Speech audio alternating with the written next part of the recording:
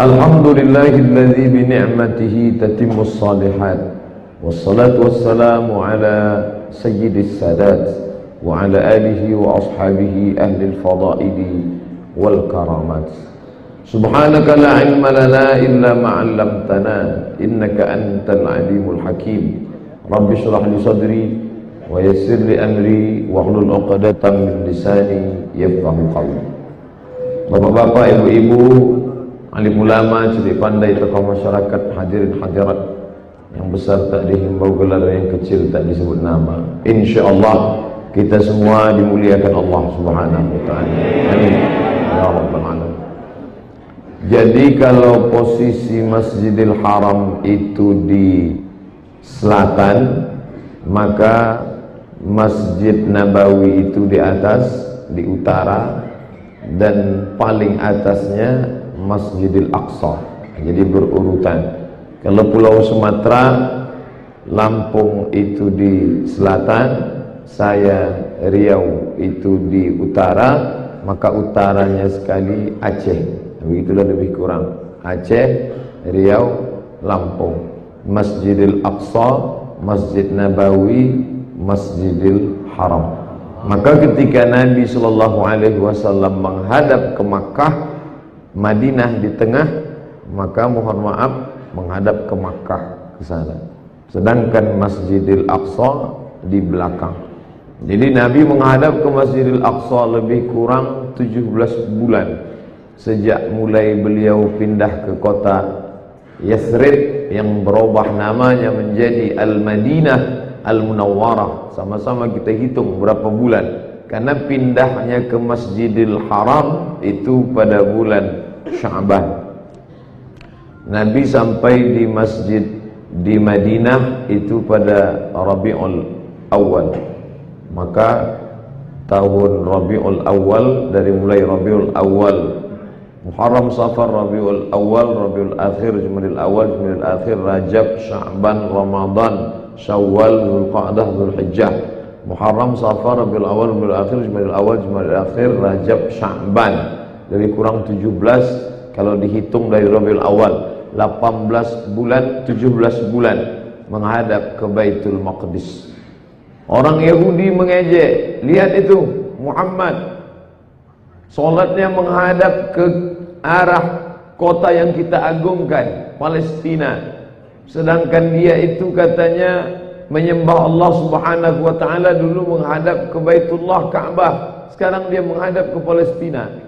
Maka Allah Ta'ala berfirman, qad nara taqalluba wajhika fis sama', kami sudah melihat ya Muhammad wajahmu, taqalluba wajhika fis sama', wajahmu menghadap ke langit. Nabi meminta kepada Allah supaya arahkanlah kiblat ini ke tempat yang pertama ya Allah. Maka kata Allah Ta'ala, falanwalliyannaka qiblatan tardaha, maka kami hadapkan wajahmu ke arah kiblat yang kau inginkan ya Muhammad. Turunlah ayat, fawalli wajhaka syatral Masjidil Haram, menghadaplah engkau salat ke arah Masjidil Haram. Ketika Nabi SAW menghadap ke Masjidil Haram, maka mereka mulai lagi komen. Lihat itu, kemarin ke Masjidil Aqsa, sekarang ke Masjidil Haram. Maka Allah menurunkan ayat, walillahil masyriq wal maghrib. Walillahil masyriq, Allah punya timur, wal maghrib, Allah punya barat. Tidak penting Nabi menghadap kemana, Allah merintahkan dia hadap ke Masjidil Aqsa, itu pun dia punya Allah. Allah perintahkan ke Masjidil Haram, itu pun juga punya Allah. Maka bukan timur baratnya, tapi yang penting adalah takut kepada Allah Subhanahu wa ta'ala. Maka begitulah perjalanan Nabi SAW. Allah ingin menunjukkan kepada kita antara 17 sampai 18 bulan pentingnya kedudukan Al-Masjidil Aqsa dalam perjalanan sejarah Nabi Muhammad sallallahu alaihi wasallam. Sebelum Nabi Muhammad ada seorang nabi bernama Isa. Isa bahasa Arab, sedangkan bahasa Ibraninya Iswa. maka yang paling dekat kepada bahasa Arab itu yang paling mendekat. Isa, Iswa. Lalu kemudian orang Yunani berubahnya menjadi, karena orang Yunani itu ujung namanya us semua. Markus, Pilatus, Matius, Franciscus, maka dia rubah dari Isa, Iswa menjadi Yesus, maka disebut Yesus. Yang tepat, yang paling mendekati adalah Isa, Iswa. Saya ini kalau di Yunani Somadus, maka kata Allah dalam Quran, Isa ibnu Maryam, anak Maryam. Kenapa disebutkan Isa anak Maryam? Karena orang Yahudi mengatakan Isa anak zina, karena mereka menuduh Maryam berselingkuh dan berzina dengan Joseph si tukang kayu. Lalu kemudian Allah Ta'ala mensucikan Nabi Isa alaihissalam, dia bukan anak zina. Yang satu mengatakan dia anak zina, dijatuhkan serendah-rendahnya. Yang satu pula mengangkatnya setinggi-tingginya. Wa qalatin nasara al-masih ibnullah. Orang Nasara mengatakan Al-Masih anak Allah. Satu mengangkatnya anak Allah, anak Tuhan. Yang satu mengatakan anak zina. Maka datanglah Muhammad sallallahu alaihi wasallam menjelaskan, mal masih ibnu Maryam illa rasul. Al-Masih tak lain tak bukan adalah seorang rasul, utusan Allah. Wa ummuhu siddiqah, ibunya seorang perempuan yang siddiqah. Kita mengenal ada laki-laki Abu Bakr ini siddiqah, laki-laki siddiq benar, sedangkan perempuan yang benar itu bernama siddiqah. Kana ya'kulanit ta'am, kedua-duanya sama-sama makan. Anaknya Isa makan, ibunya Maryam juga makan. Apa makna makan? Orang kalau makan, maka dalam perutnya ada kotoran. Orang yang dalam perutnya kotoran, maka dia bukan Tuhan. Itu yang ingin dijelaskan Allah dalam Al-Quran, bahwa Isa adalah manusia. Begitu juga dengan Maryam, manusia. Jangan angkat dia lebih daripada kedudukannya. Makanya rakaat yang kedua dalam solat sunat qabliyah subuh, qul huwallahu ahad, ini tak enak bacanya, Allahus samad. Siapa dia? Lam yalid, dia tidak beranak. Memangnya ada yang mempertuhankan yang beranak?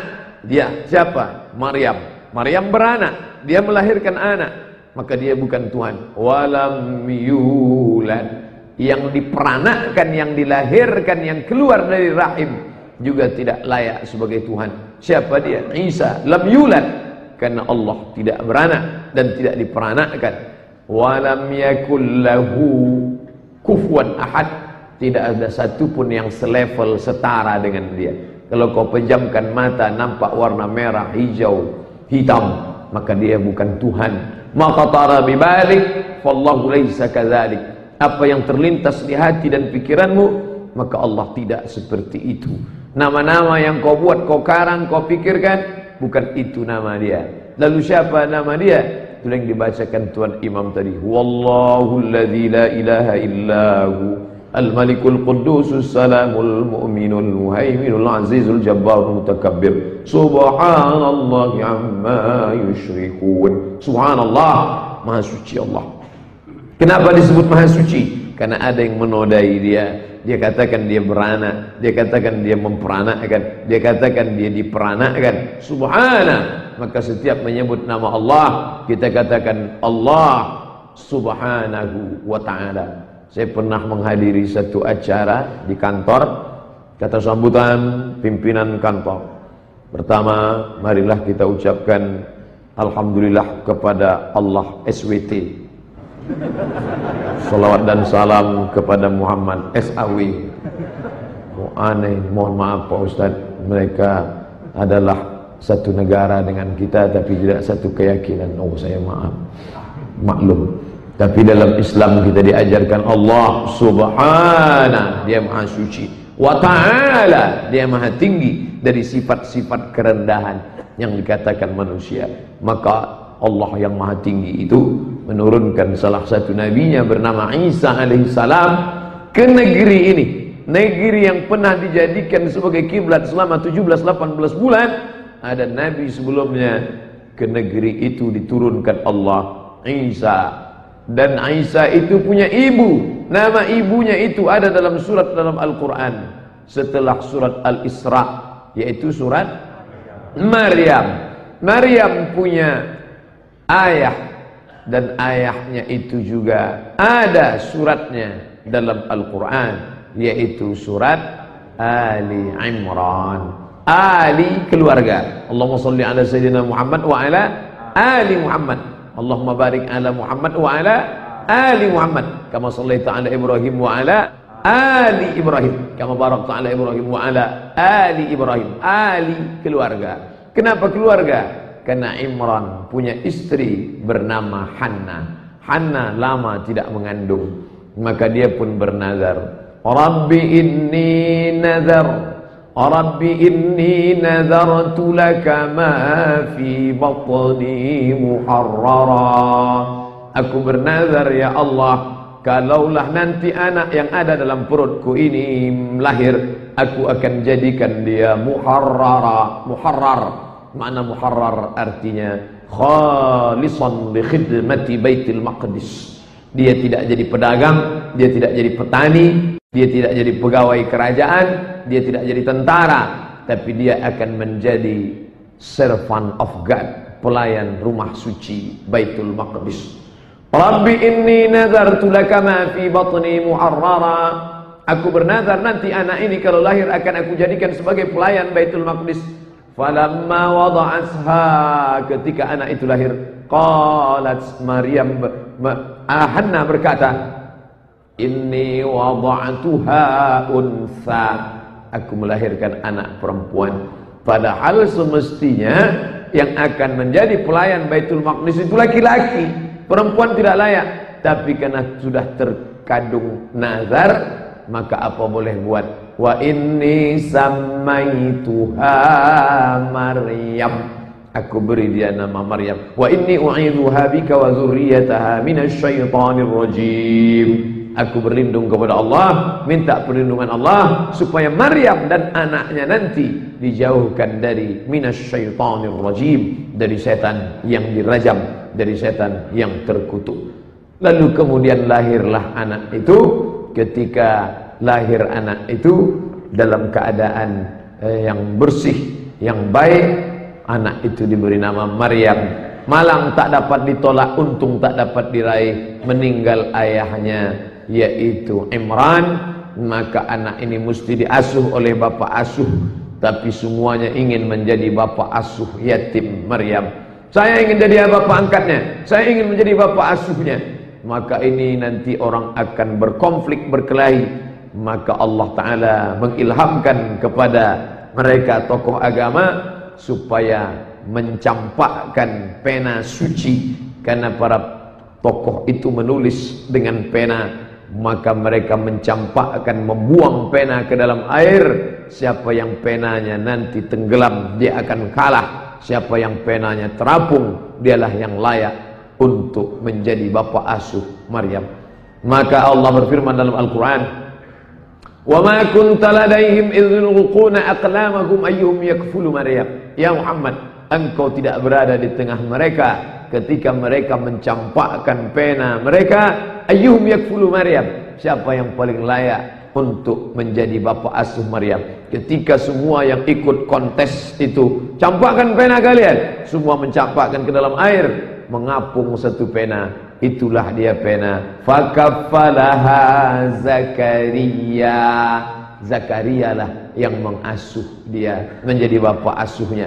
Kebetulan Zakaria punya istri Zakaria saudara kandung Hanna, jadi masih keluarga juga. Di sana ada Imran punya istri Hanna punya saudara kandung istri dari Zakaria, dan Zakaria punya anak laki-laki bernama Yahya. Inilah keluarga kecil Ali Imran. Lalu kemudian diasuhlah oleh Zakaria. kullama dakhala 'alaiha Zakaria al-mihrab, setiap kali Zakaria masuk ke dalam mihrab, tempat ibadah, wajada indaha rizqa, dia lihat di dalam tempat itu ada rizqa, ada makanan-makanan, ada buah-buahan. Lalu kemudian Zakaria bertanya, ya Maryam, anna laki hadza, hai Maryam, ini makanan ini kamu dapat dari mana? Aku bapak asuhmu, tak boleh ada orang masuk membawa makanan, buah-buahan. Kenapa ini banyak makanan? Maryam menjawab, qalat huwa min indillah, ini makanan buah-buahan datang dari Allah. Innallaha yarzuqu man yasha'u bighairi hisab. Allah kalau mau memberi rezeki maka bighairi hisab, tidak ada satupun yang dapat menghitung dan memperkirakannya. Lalu kemudian sampailah masanya Maryam menjadi seorang gadis yang cantik. Lalu datanglah seorang laki-laki, fa arsalna ilaiha ruhana, kami kirimkan kepadanya seorang ruhana. Ruh adalah tanazzalul malaikatu warruh, ruh yaitu Jibril alaihissalam. Fatamatsala laha basharan sawiyya, Jibril datang dalam bentuk basharan, anak muda, sawiyya, yang sangat sempurna. Lalu dia pun mendekati Maryam. Ketika laki-laki sempurna, ganteng, pemuda yang rupawan itu mendekati Maryam, maka Maryam berkata, inni akhafullah, aku berlindung kepada Allah, aku takut kepada Allah, aku berlindung kepada Allah. Inni a'udzu birrahman, aku berlindung kepada Rahman yang Maha Pengasih, Maha Penyayang. In kunta taqiyya, hai laki-laki, aku tak pernah didekati pemuda manapun. Kalau kau memang takut kepada Allah, janganlah kau dekati aku. Lalu kemudian Jibril berkata, inni rasul, aku utusan Allah, aku bukan orang jahat. Li ahaba laki ghulaman zakiyya, aku datang hanya ingin meniupkan roh, karena Allah menitipkan anak ghulaman zakiyya, suci, bersih. Dia adalah Isa alaihissalam. Tapi fitnah sudah merebak kemana-mana. Itu anak Tuan Imran, hamil tanpa suami, itu pezina. Maka dia pun fa'aja'ahal makhadu, sampai masanya melahirkan anak, dia pun pergi ke suatu tempat, makanan qasiyah, makanan tempat qasiyah yang jauh, karena dia tak sanggup mendengar sumpah serapah caci maki. Untung waktu itu belum ada Facebook. Membaca komen-komen ini sakit hati kita. Maryam belum membaca komen, mendengar pembicaraan. Akhirnya dia pun pergi ke tempat yang jauh. Sampai di isu, sampailah masa melahirkan anak. Dia pun bersandar di batang pohon korma. Lahirlah anak itu. Maka Allah bercerita bagaimana ketika anak itu lahir. Maka kata Maryam kepada Allah, ya laitani muttu qabla hadza, andai aku mati sebelum ini. Wa kuntu nasyan mansiya, aku menjadi orang yang terlupakan. Begitulah menyakitkannya penderitaan yang dialami oleh Maryam alaihissalam. Lalu kemudian sampai masanya dia melahirkan anak, tak ada makanan, tak ada minuman, tak ada orang yang datang berkunjung. Dia sebagai perempuan yang terbuang, yang difitnah. Lalu kemudian apa kata Allah? Wa huzzi ilaiki bi jiz'in nakhlati, ay Maryam, huzzi ilaiki bi jiz'in nakhlati, goncangkan pundakmu, belakangmu ke pangkal pohon kurma yang ada di belakang. Perempuan yang baru melahirkan anak memegang sesosok bayi yang suci, bersandar ke batang pokok kurma, makanan minuman tidak ada, goncangkan pangkal batang kurma di belakang dengan pundakmu. Tusaqit alaiki rutaban janiyya, akan gugur buah kurma dari atas. Bapak Ibu yang mau pergi umrah, coba nanti tegak di belakang kurma, coba goncang. Kira-kira gugur. Perempuan baru melahirkan anak dalam keadaan lemah, bersandar ke batang korma, korma bisa gugur. Ajib, kenapa Allah tidak langsung katakan innama amruhu idza arada syai'an ayyakula lahu kun fayakun. Kalau Allah berkehendak, jangankan buah korma, batang kormanya tumbang sekalian. Allah mau mengajarkan Maryam, walaupun kau lemah, kau tetap disuruh berusaha. Yang penting kau goncangkan pangkal batang korma. Masalah gugur atau tidak gugur buahnya, itu urusan Allah Ta'ala. Yang penting panitia cukup saja mengatakan kita renovasi masjid. Bahwa semen akan datang atau tidak, itu bukan urusan pengurus. Buktinya keramik-keramik berdatangan. Ini Ustadz dari cerita Maryam kok membelok ke pembangunan masjid ini? Oke, kita fokus saja cerita Maryam. Kita lanjutkan. Lalu kemudian ketika itu datanglah Yahudi berkunjung. Wah, anak Maryam sudah lahir kan? Sudah lahir. Mereka pun menyumpah serapah. Makana abuki mara'a sawin. Bapakmu bukan orang jahat, bapakmu bukan preman. Makana abuki mara'a sawin. Bapakmu bukan preman. Wa ma kanat ummuki baghiyya. Ibumu bukan WTS, ibumu bukan PSK, bapakmu bukan preman nasi bungkus. Kenapa engkau melahirkan anak hasil zina? Maryam diam. Idza nataqas safihu fa khairun min ijabatihi sukut. Kalau orang dungu bicara, maka yang paling baik sebagai jawabannya adalah diam. Makanya kalau ada orang komen kita macam-macam, kita diam aja. Bukan berarti kita takut, kita sedang berhadapan dengan orang dungu, diam saja. Fa'asyarat ilaih. Maryam menunjuk anaknya yang baru lahir tadi. Mereka ribut, kenapa kamu bisa melahirkan anak? Kenapa ini anak siapa? Bapak kamu bukan orang jahat, ibu kamu bukan PSK. Kenapa anak? Dia diam, dia tunjuk anaknya. Wow, ternyata orang yang komen-komen kalau kita diam, dia makin brutal. Kenapa? Karena orang yang komen itu ingin dibalas komennya. Ketika kita tidak komen, dia makin panik. Bisa-bisa darah tingginya kumat dan dia mati. Maka mereka marah. Apa kata mereka? Kenapa kau diam? Maryam cuma menunjukkan anaknya. Fa'asyarat ilaih. Lalu kemudian mereka berkata, kaifa nukallimu man kana fil mahdi sabiyya. Bagaimana kami bicara dengan anak fil mahdi yang ada dalam ayunan, dalam buayan, yang masih dalam pelukan ibunya? Kaifa nukallimu man kana fil mahdi sabiyya. Mana mungkin kami bicara? Terjadilah mukjizat yang luar biasa. Anak kecil itu bicara. Isa berkata, inni abdullah, aku hamba Allah, aku bukan anak Allah. Isa tidak berkata inni ibnullah, tidak. Tapi dia berkata, inni abdullah, aku hamba Allah, aku rasul utusan Allah. Maka ketika itu juga mereka terdiam. Tapi ternyata mukjizat itu tak membuat mereka beriman. Mereka kembali ke Palestina. Mereka tetap dengan isu-isu mereka. Tumbuhlah Isa, dibesarkan oleh seorang single parent bernama Maryam. Ini menunjukkan bahwa perempuan perkasa, perempuan bisa membesarkan anaknya sendirian. Betul? Maryam bisa membesarkan, tapi seorang ayah tak bisa membesarkan anaknya sendirian.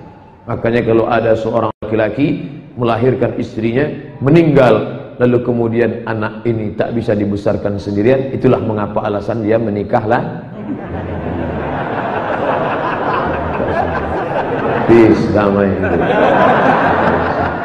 Perempuan dimuliakan dalam Islam di tempat yang luar biasa. Mana buktinya? Di lantai 2. Hebat. Tapi perempuan adalah makhluk yang luar biasa. Mana buktinya?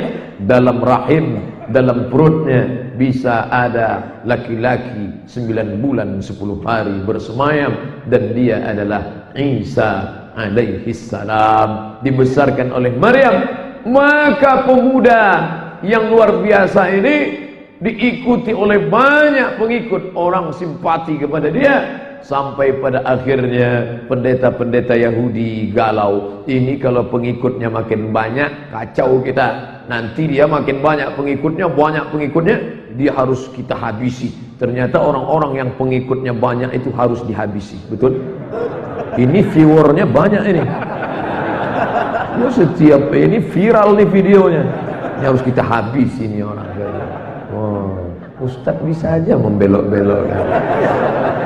Lalu kemudian mereka pun bersekongkol dengan politikus-politikus, yaitu Raja Romawi. gubernur Romawi. Apakah Romawi terancam? Ya, ini kalau pengikut Isa yang banyak ini bergejolak, terjadi revolusi, maka kekuasaan Romawi di Palestina akan hancur. Induk Romawi, di Roma, di Eropa. Tapi ada gubernur satu ditugaskan di Palestina. Pada zaman Nabi SAW nama gubernurnya itu Heraklius, Herkal.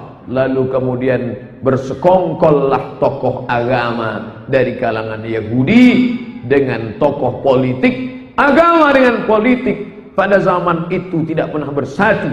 Politik dengan jalannya, agama dengan jalannya. Tapi karena ada kepentingan, maka bersatulah pendeta-pendeta Yahudi dengan pemimpin Roma, gubernur Roma yang ada di Palestina. Bagaimana menghabisi Isa alaihissalam. Mereka pun datang, tapi di sekeliling Isa ini murid-murid yang luar biasa. Inilah jamaah yang solid, walaupun kena hujan dia tak pernah bergeming. Allahu Akbar. Masya Allah. Lalu kemudian saat itu kira-kira bagaimana ini? Tidak ada satupun murid Isa itu yang bisa diterobos. Filosofi kita mesti saddul halal, tutup celah, rapatkan barisan. Innallaha yuhibbul ladzina yuqatiluna fi sabilihi shaffa.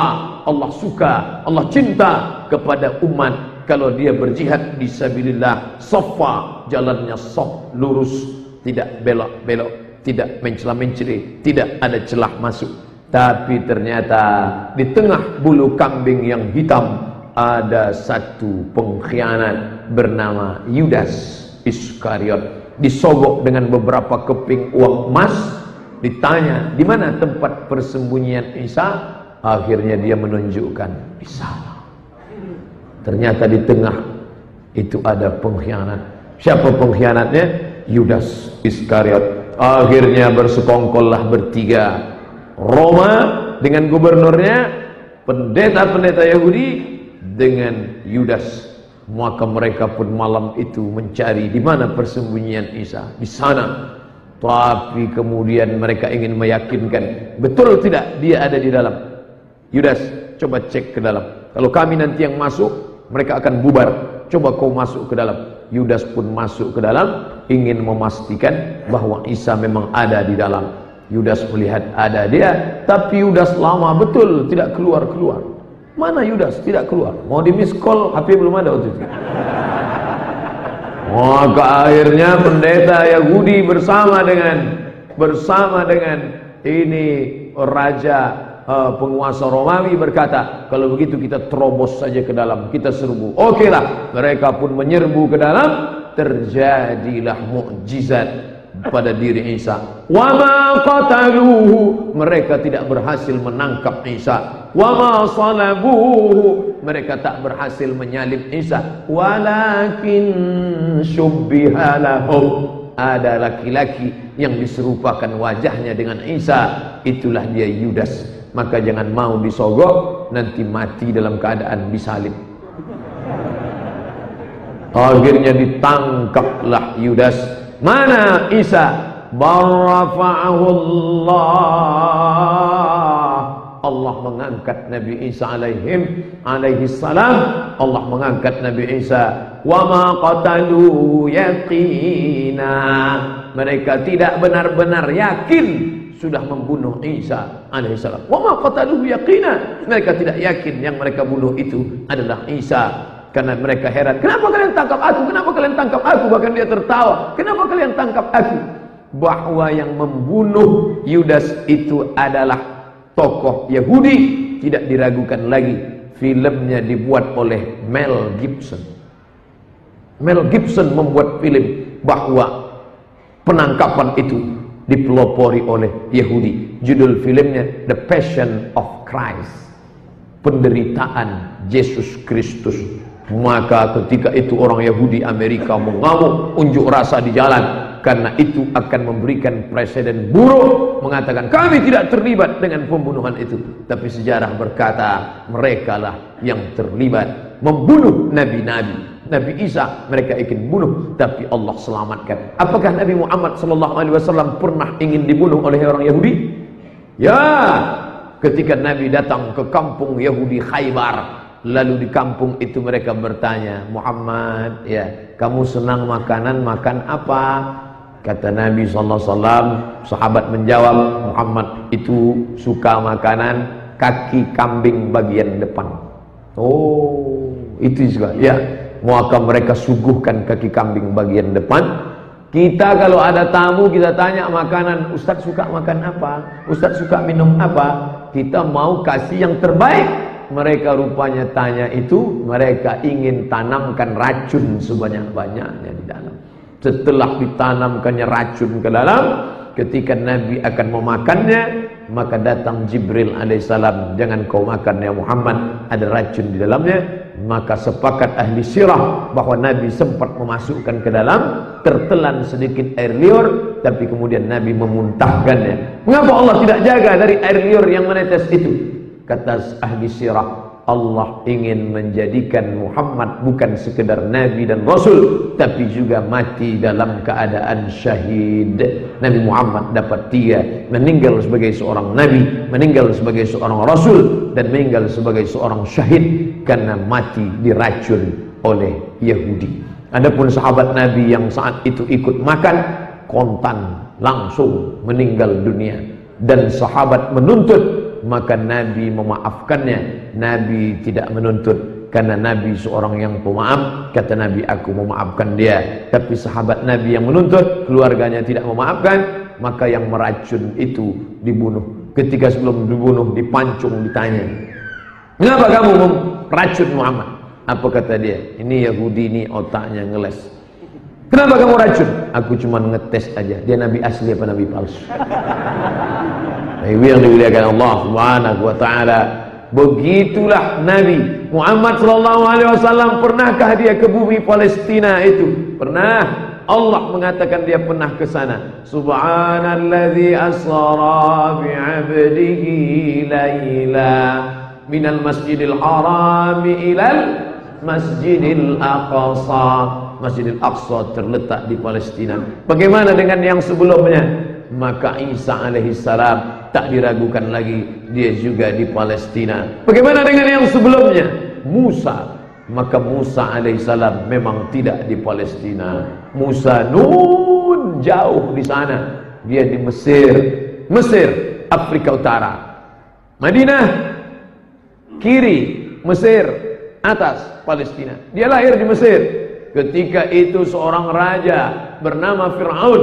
Tidak ada raja yang paling hebat daripada Fir'aun. Sampai hari ini menjadi keajaiban, 7 keajaiban dunia, piramid besar. Belum terpecahkan oleh insinyur. Kenapa bisa dibangun bangunan tinggi yang besar? Tiang-tiangnya, batu batanya saja lebih besar daripada tiang masjid kita. Disusun, satu batu batanya itu katanya 2 ton beratnya. Kalau tak percaya, bawa timbangan ke sana, timbang. Bisa dibangun mereka, tinggi bangunan piramid itu, luar biasa. Tapi kejamnya Fir'aun juga luar biasa. Yudzabbihuna abna'ahum, anak laki-laki, wa yastahyuna nisa'ahum, anak perempuan biarkan hidup. Tapi kalau anak laki-laki harus dihabisi. Gara-garanya apa? Ternyata raja yang perkasa itu takut dengan mimpi. Suatu malam dia bermimpi, dia lihat ada anak laki-laki, bayi kecil menarik mahkota kerajaannya. Habis itu dia bangun, dia kumpulkan semua watim pir, dewan pertimbangan Fir'aun. Kumpulkan semua. Kumpul, semua datang ya. Ya, besok mereka semua datang. Ada apa Tuan On? Saya tadi malam mimpi. Mimpinya apa? Nampak saya ada anak laki-laki menarik mahkota saya. Oh, bahaya. Artinya ini ada anak yang lahir tahun ini dan dia akan mencabut mahkota kekuasaan kerajaanmu, maka kau akan binasa. Dia pun ketakutan. Rupanya orang-orang yang perkasa punya kekuasaan itu takutnya luar biasa. Sama mimpi pun dia takut. Dan ciri Fir'aun pertama, takut pada mimpi, takut pada ramalan. Dan yang kedua adalah dikelilingi oleh para peramal-peramal. Sekarang dalam bentuk komentator-komentator. Ini bahaya nih Pak, ini ke depan akan ini harus kita habisi, harus kita musnahkan ini, harus kita potong ini lehernya. Maka dia keluarkan keputusan Fir'aun, semua anak yang lahir tahun ini habisi. Itulah yang diceritakan di awal-awal surat Al-Baqarah. Yudzabbihuna abna'ahum, razia. Ketika ada anak lahir, potong. Sebelum dipotong, periksa dulu, buka. Laki-laki apa perempuan? Perempuan, biarkan itu. Laki-laki. Makanya banyak yang takut punya anak laki-laki, takut dibunuh. Sekarang mungkin bapak ibu melihat ada laki-laki takut menyatakan dirinya laki-laki. Kamu laki-laki apa perempuan?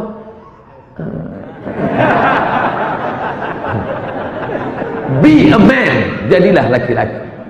Ini jakun ada, badan berotot, tapi melambai. Kau kenapa? Aku takut disembelih Fir'aun. Maka siapa saja yang laki-laki potong. Begitu indahnya skenario Allah Subhanahu wa ta'ala. Ada satu perempuan melahirkan anak, nama perempuan ini Yuhanis. Apa kata Allah? Wa au'ayna ila ummi Musa, kami ilhamkan kepada Yuhanis ibu Musa, fa in khifti alaihi, kalau kau takut anakmu nanti ditangkap oleh Fir'aun, disembelihnya, fa alqi fil yammi, hanyutkan dia fil yammi. Yammi itu artinya sungai. Sekarang orang mau makan yammi.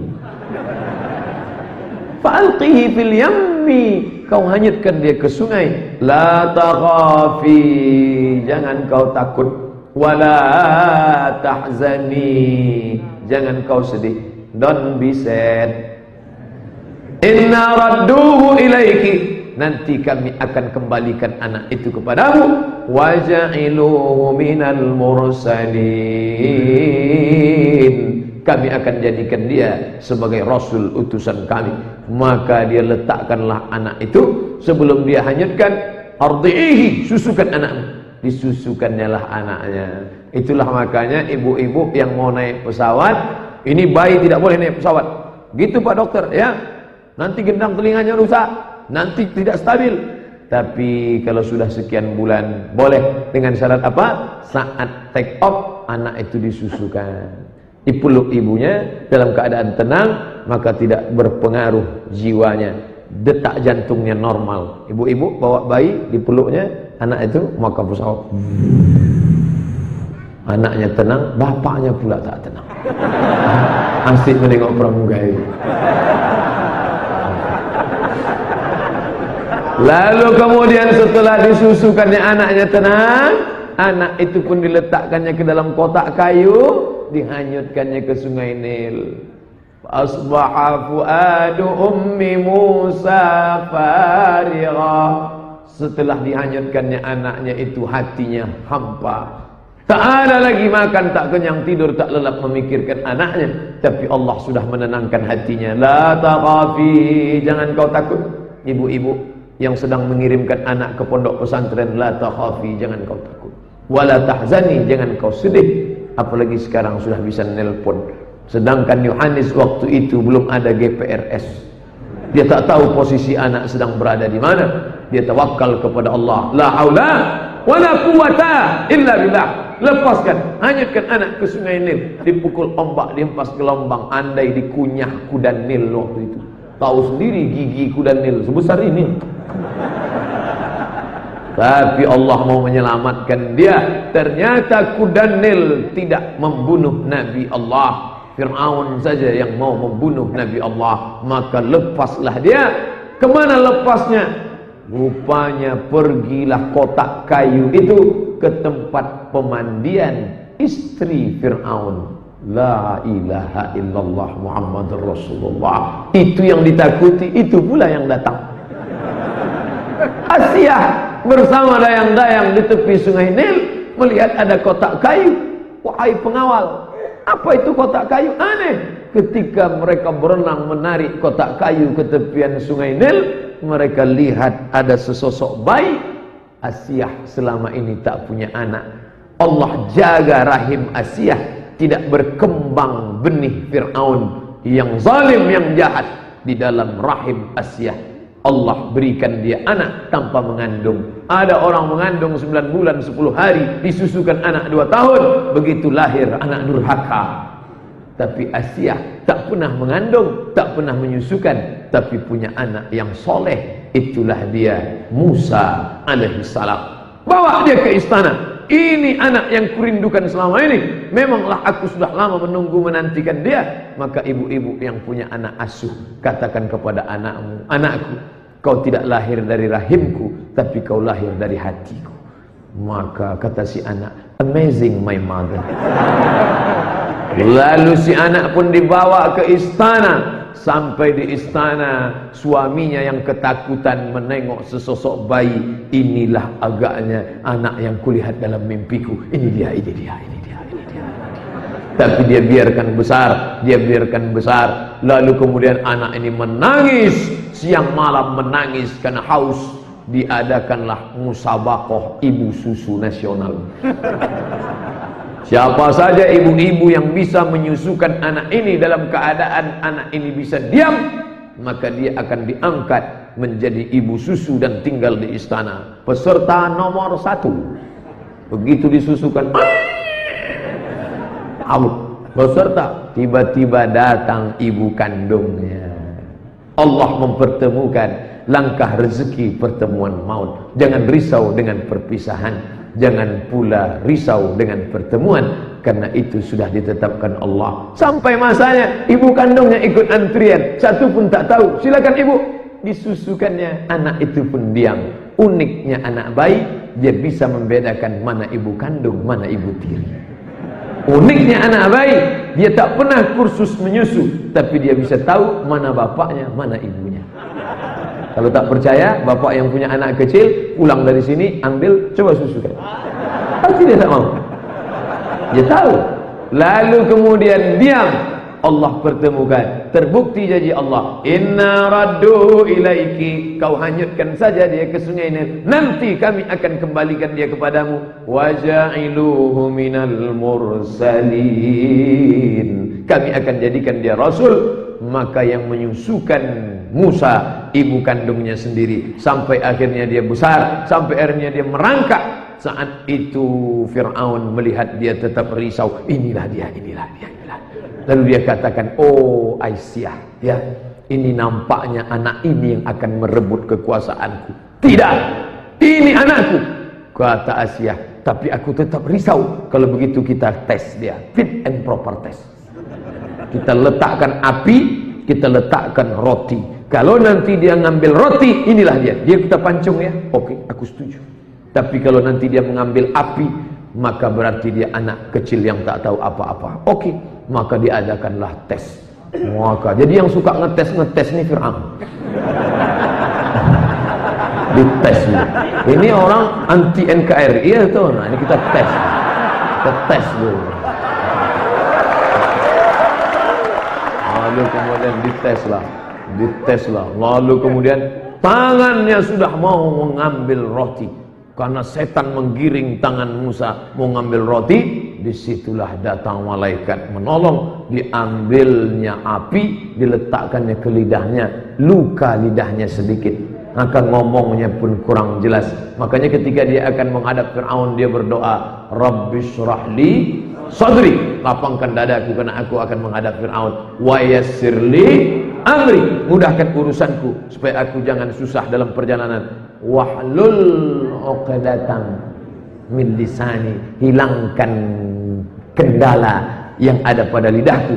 Yafqahu qaul, supaya Fir'aun nanti bisa ngerti apa yang aku ucapkan. Begitu salah satu pendapat tafsir ulama. Allah selamatkan dia, Allah yang menurunkan pertolongan. Setan tak dapat menyesatkan. Kalau Allah sudah menurunkan pertolongan, maka mintalah kepada Allah. Qul huwallahu ahad, katakan Allah Esa, minta tolong kepada dia. Allahus, mentang-mentang nama dia diulang terus. Di mana Muhammad sallallahu alaihi wasallam hijrah? Palestina. Kemana dia menghadap awal salat? Palestina. Di mana lahirnya dan dibesarkannya Isa? Palestina. Lalu bagaimana dengan Musa? Apa hubungan Musa? Allah memerintahkan Musa membawa keturunan Nabi Ishak yang ada di Mesir, yang tertekan oleh Fir'aun, bawa keturunan Ishak ini menyeberang ke bumi Palestina. Berapa orang yang dia bawa menyeberang Laut Merah itu? 600.000 orang. Begitu disebutkan dalam kitab tafsir, 600.000 orang dipukulkannya tongkatnya.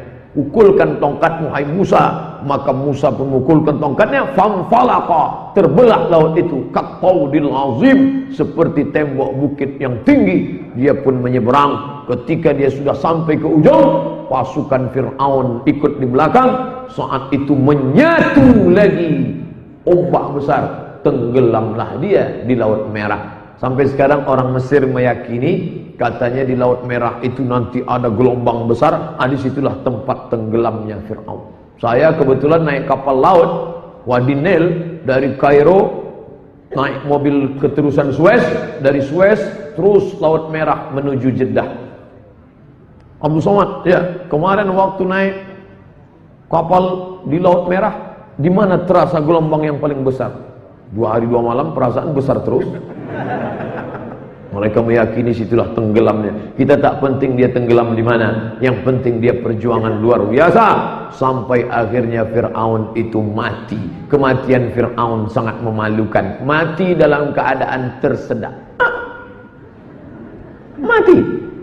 Masuk cairan ke dalam paru-parunya. Kita tidak mungkin air masuk ke paru-paru, karena setiap air masuk kita pasti bersin. Andai orang sambil minum ngobrol, tapi Fir'aun apa boleh buat? Masuk air garam. Sedangkan masuk ke tenggorokan saja air garam sakitnya luar biasa. Masuk ke dalam paru-parunya dan akhirnya dia pun mati. Al-yawma, hari ini, nunajjika, kami selamatkan engkau Fir'aun, bibadanika, badanmu kami selamatkan, tidak hancur dimakan ikan paus, tidak hancur busuk, karena diambil di pantai, mereka bersihkan, jadilah dia mumi Fir'aun. Dan ada filmnya, Mumi Return. Biasa, dia terbujur kaku sekarang di Museum Tahrir Square di tepi sungai Nil, Kairo. Mata melotot. Lalu kemudian saya pun melihat dengan mata kepala bagaimana Fir'aun. Di mana letak Fir'aun? Di atas. Hebatnya Fir'aun, sudah mati pun tetap juga tinggi di atas. Bapak yang di atas jangan tersinggung. Saya jalan-jalan di bawah, jalan-jalan, mana letaknya? Di atas.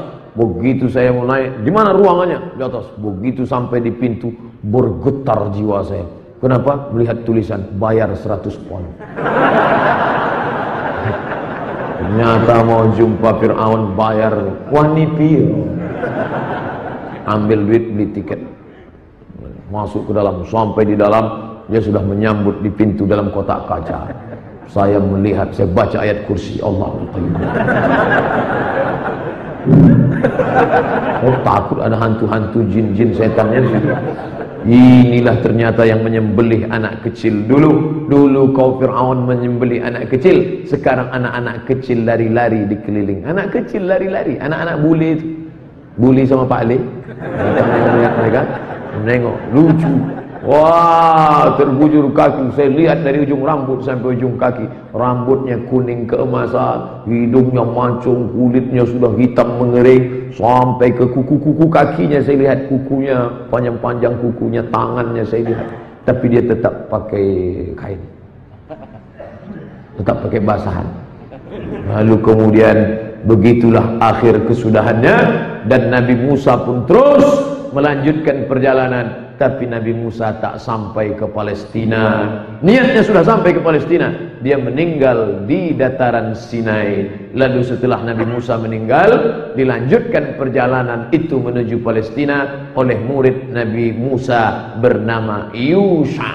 Yusha, tulisan Arabnya ditulis Latin Joshua. Yusha bin Nun, Joshua. Lalu kemudian Joshua membawa, sampailah mereka ke Palestina. Lalu kemudian sebelum itu adakah lagi Nabi yang di Palestina? Ya, siapa dia? Dialah Nabi yang ibadahnya diizinkan Muhammad sallallahu alaihi wasallam untuk kita amalkan. Padahal ibadah zaman dulu mansuh, tak boleh diamalkan. Tapi ibadah dia boleh diamalkan. Siapa dia? Daud alaihi salam. Ahabbus shaum ilallah, puasa yang paling dicintai Allah, puasa Nabi Daud. Yasumu yauman, puasa satu hari, wa yuftiru yauman, makan satu hari. Nabi Daud kalau hari ini makan, besok dia puasa. Bapak-bapak yang hari ini makan, besok makan lagi. Apa salahnya? Lalu kemudian Nabi, besok kebetulan kita Kamis, baik puasa sunat, maka Nabi Daud ini luar biasa. Kenapa puasa Daud? Ini yang menjadi pertanyaan. Kenapa bukan puasa Adam? Kenapa bukan puasa Isa? Karena Daud adalah raja. Makanya mereka menyebut dia King David. Daud punya anak raja juga, King Solomon, Sulaiman alaihissalam. Mereka menyebut Solomon. Bahkan katanya ada penulis baru sampai pula kerajaan ini ke Yogyakarta, Sleman. Masya Allah. Baik yang dimuliakan Allah. Kenapa Nabi Daud? Karena Nabi Daud berkuasa raja, tapi masih sempat puasa sunat. Nabi Daud itu raja Pak, bukan ustaz, tapi masih sempat puasa sunat 1 bulan 15 hari. Ini raja puasa. Ini baru jadi RT, udah tak pernah puasa. Mohon maaf RT-nya tersinggung. Dan Nabi Daud itu manusia yang paling sibuk. Kenapa Nabi Daud manusia paling sibuk? Karena Nabi Daud itu istrinya, tolong tenang ya, 100 orang. 100 bu. 100 istrinya. Masih sempat dia puasa sunat sebanyak 15 hari dalam sebulan. Wa alanna lahul hadid. Kami lunakkan hadid, besi. Hadid, besi bisa lunak di tangan Nabi Daud. Nabi Daud melunakkan besi untuk membuat baju besi tameng perang. Baju besi Daud dia sendiri yang buat. Dilunakkannya besi dengan tangannya, dijadikannya baju besi untuk perang. Lalu dijualnya, hasil penjualan dengan tangan itulah dia ambil untuk makannya, karena dia tak ingin makan syubhat. Nabi Daud alaihissalam jauh dari syubhat karena pekerjaan dengan tangan, puasa sunat banyak, dan berkuasa. Lahir anaknya Sulaiman alaihissalam. Lalu kemudian ini juga ada di Palestina. Sebelum itu ada yang lebih tinggi, yang namanya tadi kita sebut 4 kali. Kama sallaita ala Ibrahim wa ala ali Ibrahim, kama barakta ala Ibrahim wa ala ali Ibrahim. Ibrahim alaihissalam kampungnya bukan di Palestina, tapi di Babel. Bangka Belitung. Babilonia. Irak, Babilonia. Kemudian dia hijrah pindah ke Palestina bersama istrinya Sarah. Lalu di sana dia tak punya anak. Lama menikah tak ada anak. Rabbi habli minas shalihin, Rabbi habli minas shalihin. Adinda, karena kita tak juga punya anak, izinkan aku buka cabang. Akhirnya dibukalah franchise. Dia pun menikah dengan Hajar. Dari Hajar itu lahirlah seorang anak laki-laki bernama Ismail. Tuhan. Tuhan. Ilah dalam bahasa Arab. Isma, kabulkanlah. Ya Tuhan. Ismail, kabulkanlah ya Tuhan. Tapi jangan gara-gara ini nanti pulang, di mana rumah bapak kabulkan ya Tuhan? Rumah siapa? Rumah Pak Ismail. Begitu anaknya lahir, dia beri nama Ismail alaihissalam. Lalu kemudian 13 tahun sesudah itu, jarak Ismail dengan Ishak bukan dekat, 13 tahun. Setelah 13 tahun, ternyata Allah mau menunjukkan, hai Ibrahim, istrimu yang dikatakan orang ajuzun aqim, ajuz perempuan tua, aqim mandul, tak mungkin punya anak. Allah berkehendak, innama amruhu idza arada syai'an ayyakula lahu kun fayakun. Akhirnya setelah 13 tahun, perempuan yang divonis mandul itu pun bisa punya anak. melahirkan anak bernama Ishak. Nah, ini pelajaran penting. Ibu-ibu juga punya hujah. Nanti kalau bapak berkata, nampaknya kita sudah lama. Tenang bang, setelah 13 tahun nanti lahirnya anak. Akhirnya lahirlah anak bernama Ishak.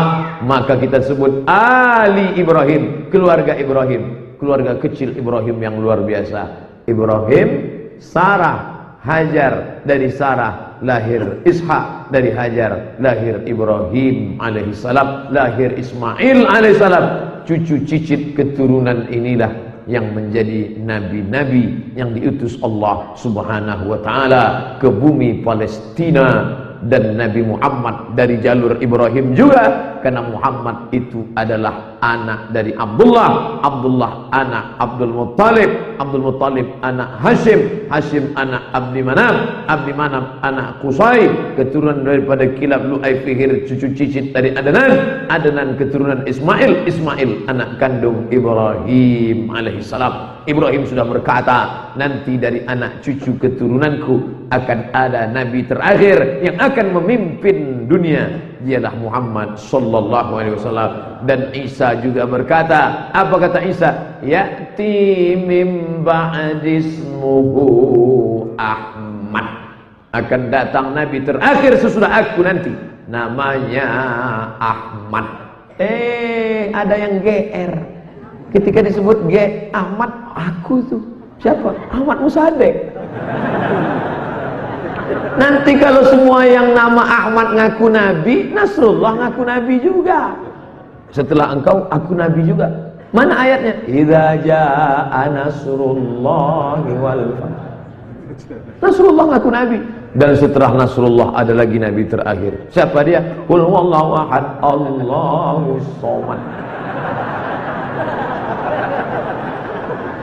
Ahmad itu nama dia juga, Muhammad dia, Ahmad dia, Al-Fatih dia, Al-Khatim dia, Al-Fatihu lima sabab, Al-Fatihu lima ughliq, Al-Khatimu lima sabab, Nasirul haqqi bil haqq, yahdi ila siratikal mustaqim. Ahmad dia, Muhammad dia, Al-Fatih dia, Al-Khatim dia, Al-Hami dia, Al-Aqib dia, Al-Hashir dia, Toha dia, Yasin dia. Ala Toha Rasulillah, salatullah, salamullah, ala Yasin Habibillah. Pulut kuning pun keluar. Bapak Ibu yang dimuliakan Allah Subhanahu wa taala, maka jangan terpukau dengan nama. Orang boleh satu, namanya bisa banyak. Sama dengan ini. Ustaz siapa tadi yang ceramah? Ustaz Somad. Loh, yang kemarin kami cari di internet kok bukan Somad. Siapa? UAS. Ustaz Abdul Somad. Bukan ujian akhir semester.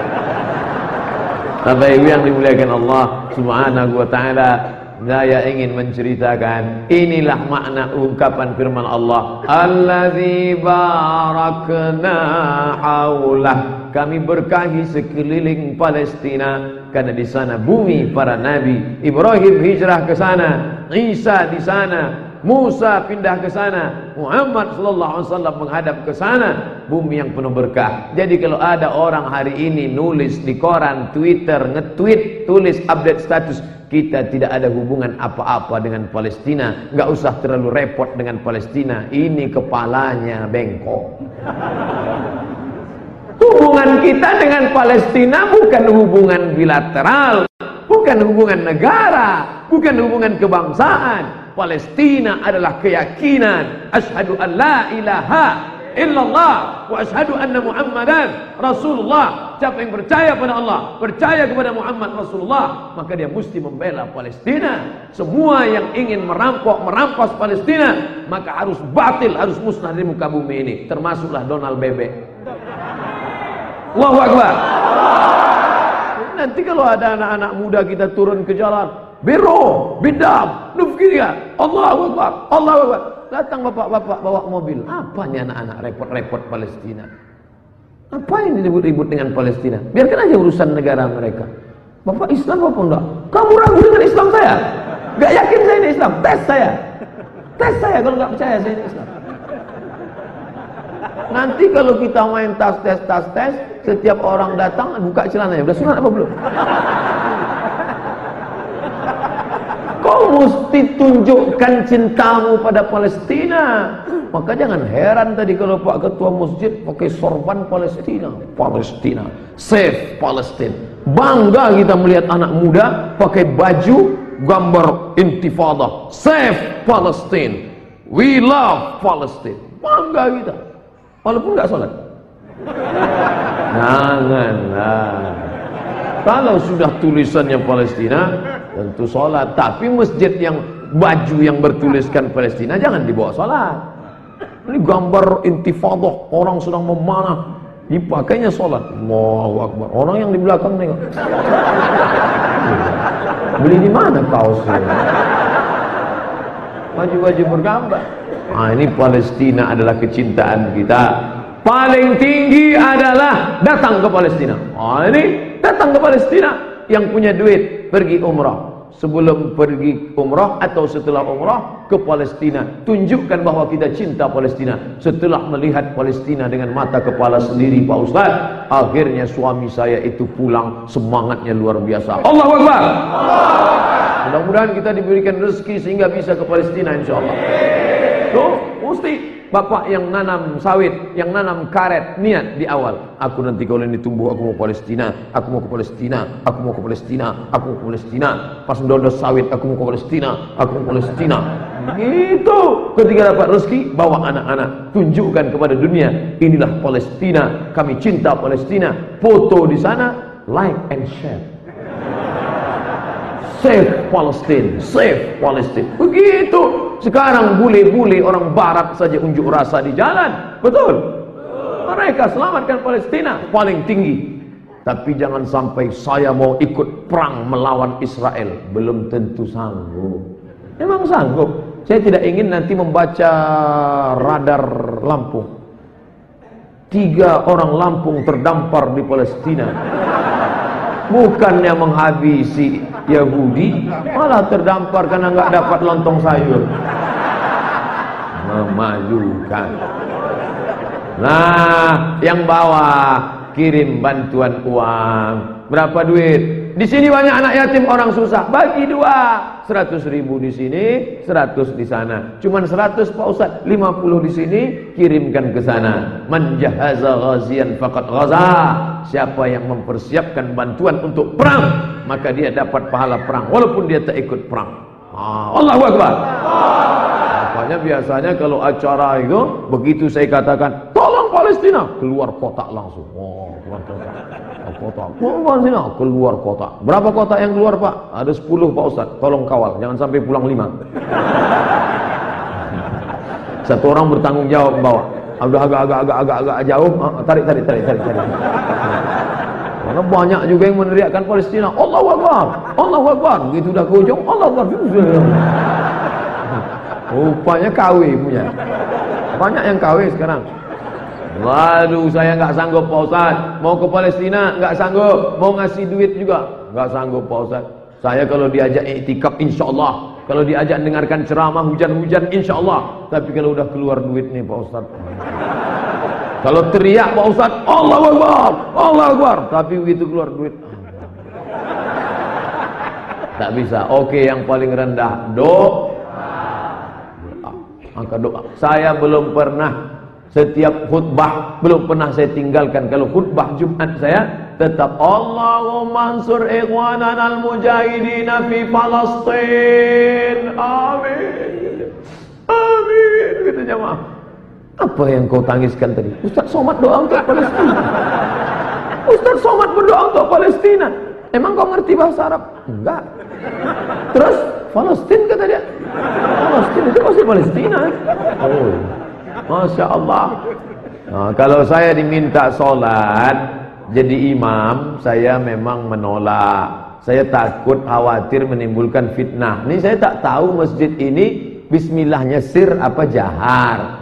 Sementara saya di masjid dekat rumah saya jahar. Bismillahirrahmanirrahim. Alhamdulillahi rabbil alamin. Ar-Rahmanirrahim. Itu Itu saya tunjukkan bahwa saya bisa jadi imam. Enggak bisa jadi imam. Ustaz Somad itu ceramah aja. Setiap jadi imam bisa. Cuma saya tak mau menyebutkan fitnah. Tiba-tiba saya baca jahar. Bismillahirrahmanirrahim. Selesai sholat orang marah. Ustaz, masjid ini bismillahnya sir. Ini kan masjid Muhammadiyah. Alhamdulillahirabbil alamin. Saya tak tahu masjid ini pakai kunut apa enggak. Nanti tiba-tiba dibuat kunut rupanya enggak berkunut. Dibaca berkunut rupanya enggak berkunut. Enggak berkunut rupanya berkunut. Akhirnya orang bukan mencerna ceramah kita. Pulang dia dari masjid, gimana Ustaz Somad tadi? Ternyata enggak pakai kunut. Dia tak ingat isi ceramah, menimbulkan fitnah. Nah, oleh sebab itu maka anakku Masya Allah dibawa orang tua ke masjid untuk mengingatkan ada pengajian. Nanti setelah anak-anak yang nangis-nangis tadi, yang jerit itu besar, mereka lah yang akan mengundang Ustaz Somad kembali ke masjid. Nih, yang tadi umur 5 tahun akan datang, mereka sudah umur 25 tahun menjadi remaja masjid. Dia cari daftar ustadz yang pernah berceramah ke Lampung. Ustadz Abdul Somad, nomor HP, teleponnya. Assalamualaikum. Waalaikumsalam. Betul nih Ustadz Somad? Tak salah lagi. Kami ketua masjid, Pak Ustadz, dulu waktu Ustadz datang, saya waktu itu masih kecil. Oke. Bisa Ustadz datang? I'm coming. Tapi kami lebih meyakinkan, apa betul nih Ustadz? Iya. Masih hidup Pak Ustadz? Masih.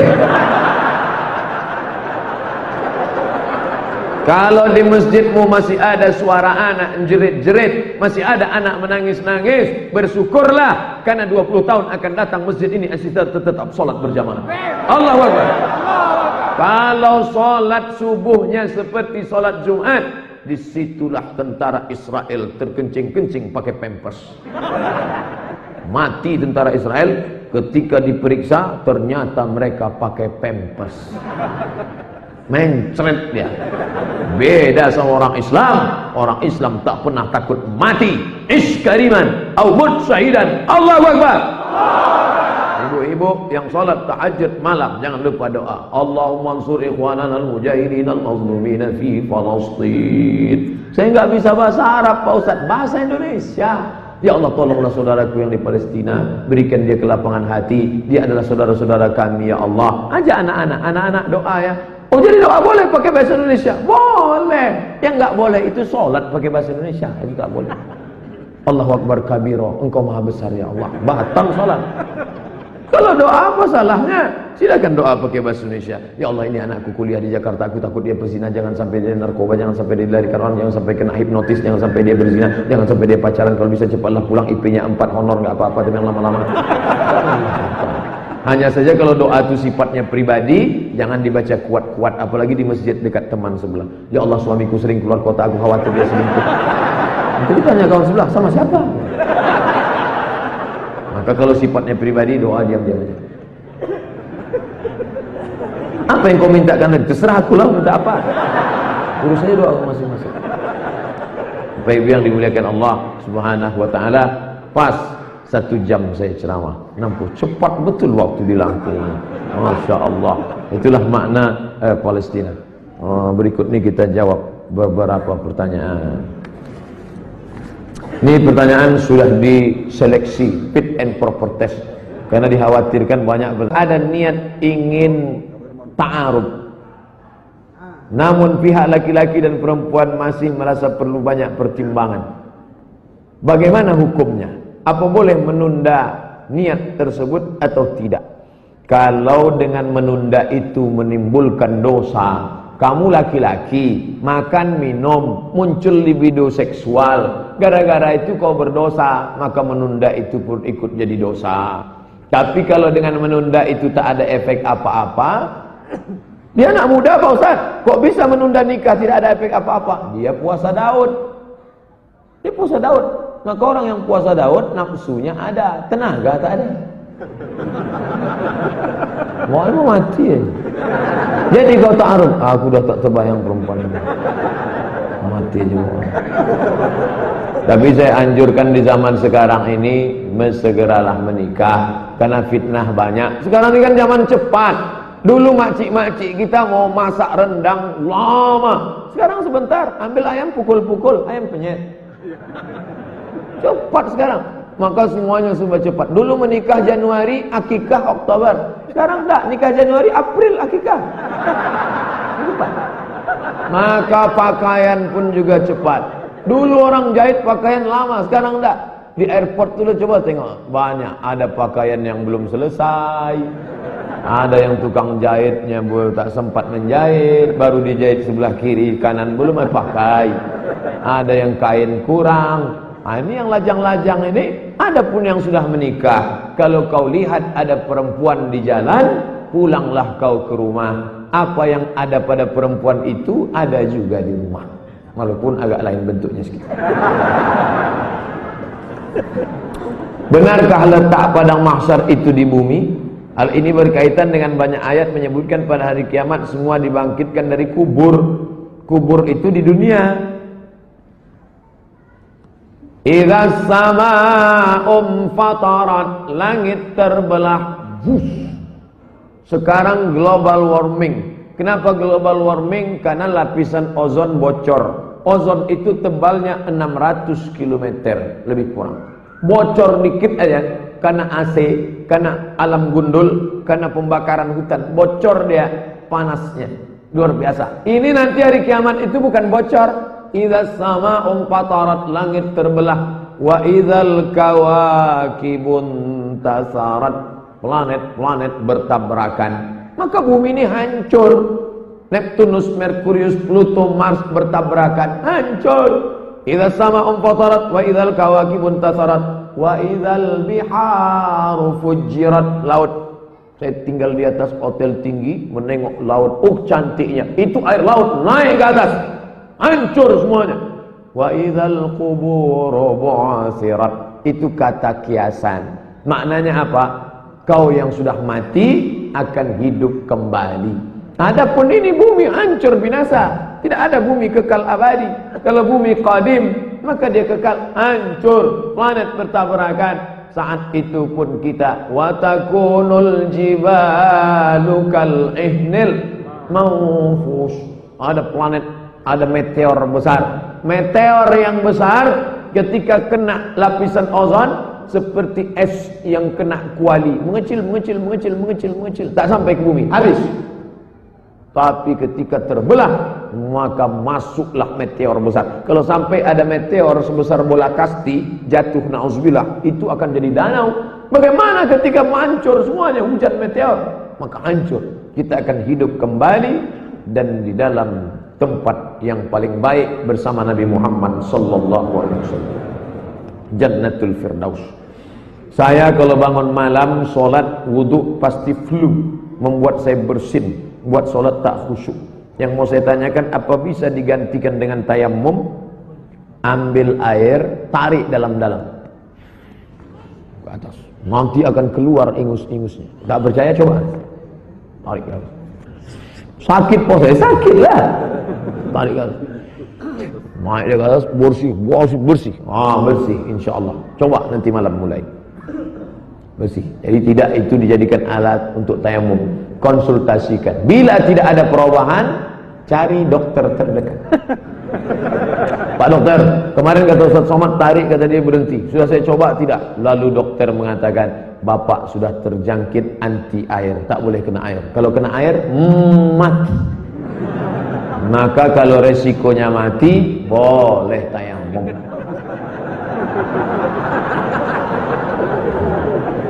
Alhamdulillah Allah memberikan saya kesempatan untuk mendengarkan secara langsung ceramah Pak Ustaz. Alhamdulillah. Apa keutamaan sabar? Innama yuwaffas sabiruna ajrahum. Orang-orang yang sabar mendapatkan balasan. Apa balasannya? Bighairi hisab. Unlimited edition. Sabar terbagi 3. Pertama, sabar melawan dosa. Sabar melawan dosa. Wow. Anak-anak muda pergi ke mall, datang tante-tante girang, dikasihnya nomor, tapi dia tak mau. Kau sudah dapat nomor tadi? Iya. Kenapa? Dia ngajak berzina. Terus aku tak mau, aku takut pada Allah. Itu namanya sabar. Tapi ketika dia ngobrol sama kawannya, apa kata kawannya? Ente goblok. Kesempatan jarang-jarang. Ada pegawai, orang hebat, punya kedudukan di kantor, datang mau nyogok bawa duit 1 koper. Pak, bapak golkan ini. Dia menolak, aku tidak mau. Emang aku pemain Juventus, Real Madrid, Barcelona, mau pakai gol-gol.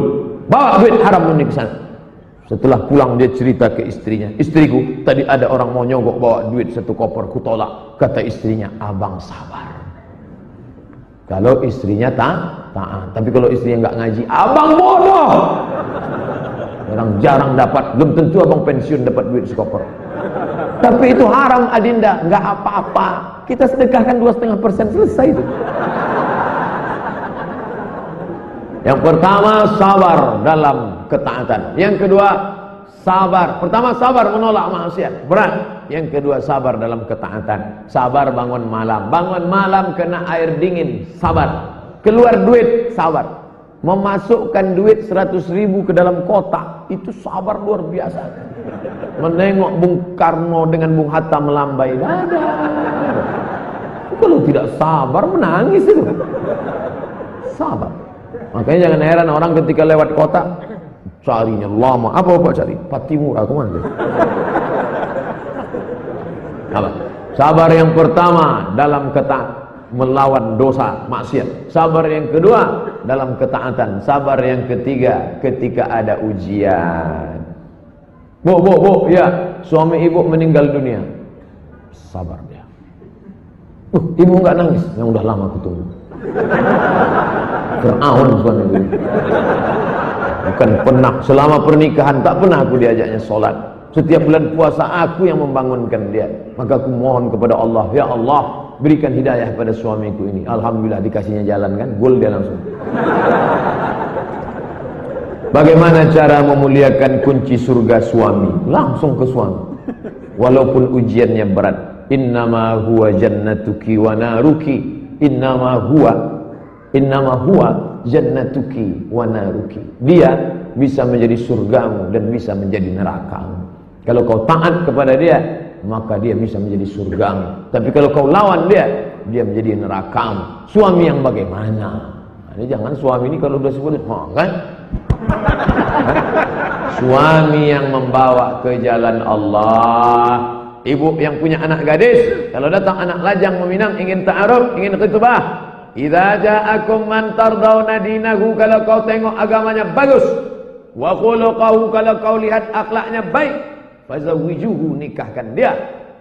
Akhlaknya baik, agamanya mantap, nikahkan dia dengan anak gadis. Kalau tak kau lakukan, takun fitnatun fil ardi, akan terjadi fitnah yang luar biasa di bumi. Wa fasadun 'arid, kerusakan yang luar biasa. Nauzubillah.